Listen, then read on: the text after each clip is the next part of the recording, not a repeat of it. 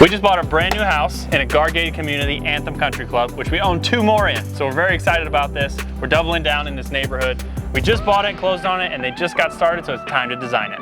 Let's go inside. This is a $625,000 buy. We got to make sure we can design this thing within a $70,000 budget. Hopefully we can.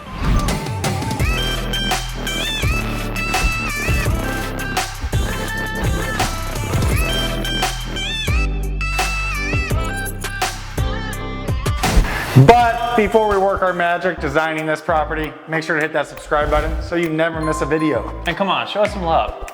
So today we're gonna go through this property and pick out 2 to 3 key components that you wanna be aware of when you're designing your own flips and that we like to focus on when we're designing ours.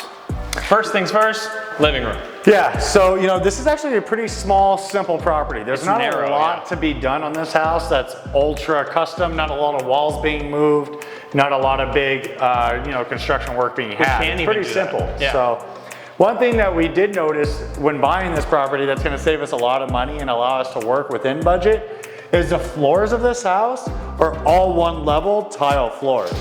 So what we're able to do with these tile floors is we're able to come in with an LVT or a luxury vinyl tile, which is more of a wood plank laminate, and we're able to lay it throughout the entire house without having to demo the floor. Probably $2,000 to $3,000 in savings. And I know on our TikTok we get a lot of flack for putting flooring over flooring, but to be honest, it's not that uncommon to do, especially when there's only 1 layer of flooring. Now, if we found that there was 3 or 4 layers and we're putting another one on there, that's not proper and you really shouldn't do that. But honestly, there's really nothing wrong with putting 1 more on top of a single layer. Everything we do with quality. Like Jesse said, if it was incorrect the way we were doing it, if there was different levels and it made it awkward or weird, definitely wouldn't do it. But this house does call for us being able to do that, so pretty nice. Yep. So one thing I want to focus on in any really cool living room to make an impact is the feature wall. Obviously, you're going to spend a lot of time in your living room. You're going to have your couch and your furniture, watching TV right here. So this wall has been identified as our feature wall. And it's obviously super dated, so we're not going to leave it as is. No, but it gives us a pretty good framework of what the feature wall can be. We could take this fireplace out completely, gut the interior of the wall, put an LED fireplace in it, and just reframe it up, and this is the perfect wall. We actually have a new design that we just recently found that we'd like to use for this home. Honestly, it's a perfect layout, size, situation for exactly this design. So what we're gonna do is we're gonna show you guys exactly what we're gonna model this off of, and here's a picture of that.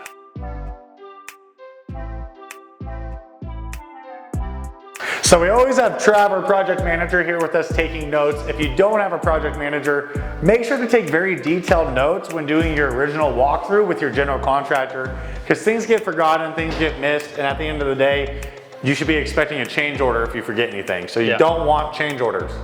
We end up walking a room like this kitchen, for example, and thinking of this idea, that idea, and we throw a few things around. Sometimes it's hard for us to differentiate when we're walking 20 homes what we actually decided on ultimately for this home. So that's exactly where he comes in. He keeps us organized and reminds us of what we actually decided to do. We'll throw a lot of ideas around. So what sticks is what matters. So in this kitchen, one of the first things that we noticed, obviously the cabinets are done, but the cabinets only ran about halfway through the room. Yeah, and that made the kitchen really small. It made it so basically only this half of the room is kitchen when there's honestly a whole nother half in the back. And yes, it's for maybe like a breakfast nook or a table, but that's way too much room for that. We don't need that much room, especially with a dedicated dining area on the opposite side of the kitchen island. So moving this back, adding more cabinetry to the kitchen is gonna make it feel a lot larger. Also, if you notice, it's a little crammed, it's a little skinny, so it's kind of dark in this kitchen. So I think what we need to do here is use light cabinets, of course, so we'll put our white shaker cabinets in, and I think a light top on it is gonna be important as well to brighten it up. So bright cabinets, bright top will make this room feel a little bit more open and airy. Other than that, I don't really know what else we can do because we kind of need to keep that bar area right there. The wall attached to it can't move.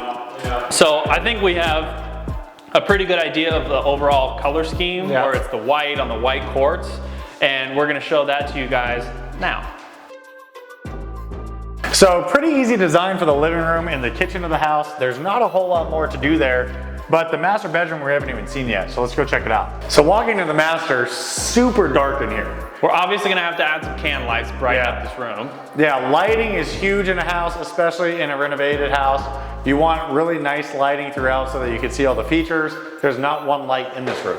Now the only thing that I think we need to add to it, but we have to be careful because just like the living room, how it's long and narrow, this room's kind of long and narrow too.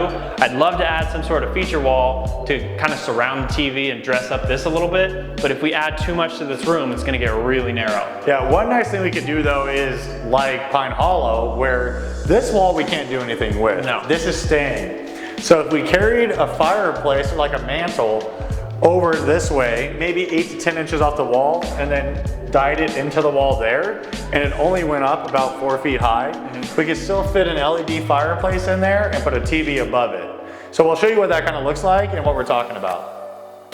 So the master bathroom is another area where we really have to focus in and put a lot of renovation dollars into. The vanity area pretty much is what it is. It's gonna be side by side. There's nothing we can do. This bathroom sucks. It's small. I know we're gonna make the best of it because this tiny little shower, which is only probably like 3 by 3, we can extend this by getting rid of the tub deck and putting a freestanding tub in there, which will give us a little more room to widen out the shower. Of course, frameless glass will look a lot better as well. So dressing up this area is gonna help a lot. Yeah, also taking out this tub like decks around and putting a freestander in, it's gonna make this bathroom feel a lot bigger because you could actually see to the wall now. So it's gonna make it feel a lot bigger with the freestander. I like that idea. Yeah, for sure. Other than that, maybe we wanna mess with the closet organization a little bit because it's the old wire shelving and that's really not appealing anymore. Right. But other than that, it is what it is. Yeah. Pretty simple. So the question is, you know, we gotta go look at the landscape still, but what's our budget on this, Trev? We're at 70,000, something like that? Yeah, around 70,000 for this job. Do you think we could stay within that budget for this? Oh, for sure. I think we got this. Okay. Yeah, shouldn't be a problem.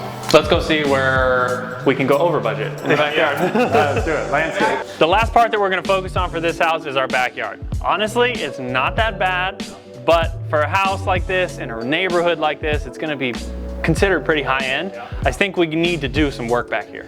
I mean, it's a large yard. There's a lot of room to do work back here. It's got a lot of mature plants and trees as well, which is nice. You know, we're not really starting from scratch. I think that we got to definitely do something with the grass, of course. The grass is really spotty, especially over here. If you take a look, like, I don't know if this isn't getting sun or it's not been seeded in a while. I just can't tell what's going on with it, but obviously in the time it's gonna take our guy to flip this house, which is not that long, this grass is gonna look about the same. So honestly, even though it's a big area, within our budget, if we could be, turfing this area would look awesome. But if that breaks the budget, then obviously we can't do that. We might have to reduce the grass area a little bit in order to do that. Because it's on the corner lot, so you do have quite a big backyard out here. Yeah. No, it's a really big usable yard. I mean, you got a lot of space over here as well that we could do something with. Barbecue wise, I think it'd be pretty cool to replace this old decrepit barbecue with a brand new one. Maybe put a new prefab top on it, some quartz or something, and actually make this a nice feature that's included with the house as a brand new outdoor kitchen. So that's definitely doable. The yard's pretty workable. I like this yard, guys. I think that for, you know, a small family with kids, there's a lot of room to play back here. Absolutely. Yeah. And there's some good bushes. Not everything's dead. You got a couple of trees. That tree probably has to go right there. But Yeah, that thing's dead. bushes, but I mean, it's not bad. No, we just gotta make the best of it. Yeah. Absolutely. So let's talk about numbers on this property. So like we said when we started, this property we bought for $625,000. We're really relying on Trav to keep this budgeted within $70,000. Yeah. And resale value is what, $825,000? 8 1/4, maybe a little bit more, hopefully. But I think with our job, we always get top dollar. $825 plus, I think it's a home run. yeah. What do we make? So all said and done, I think when we close this at 825, we should make 65, somewhere in there. Not a bad deal. No. So we covered a lot of the important points of the house, stuff that you need to know if you're renovating your first house or your 100th house. Always focus on some key elements like the fireplace, the feature wall, the master bedroom, and the kitchen, of course. So thanks for walking this property with us today. Please subscribe to our channel so you never miss an episode. Yes, show us some love, and if you have any questions about how we're renovating this house or any of our others, drop us a comment below and we will answer you. And until then, we'll see you on the flip side.